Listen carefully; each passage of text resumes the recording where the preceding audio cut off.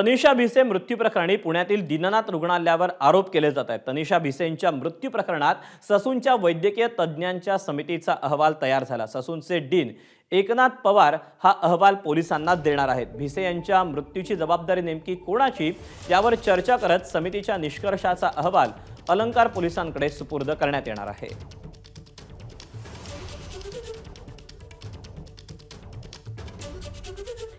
दीनानाथ मंगेशकर रुग्णालयात डिपॉझिट अभावी गरोदर महिलेला उपचार नाकारण्यात आले होते, त्यामुळे या महिलेचा मृत्यू झाला होता। यानंतर दीनानाथ मंगेशकर रुग्णालयाविरोधात संतापाची लाट उसळली।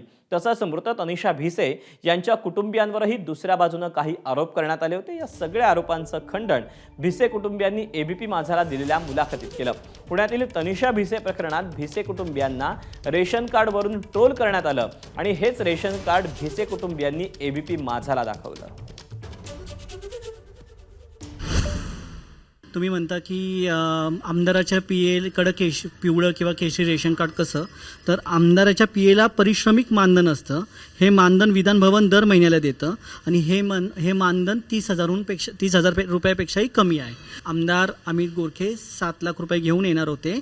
त्यांची ही माहिती आम्ही रुग्णालय प्रशासनाला दिली होती, तरीसुद्धा त्यांनी ती नाकारली। हे सगळ्यात महत्त्वाचं। दुसरी गोष्ट, तुम्ही विचारलं की आहे ना मग तुम्हाला या योजनांची काय गरज होती वगैरे।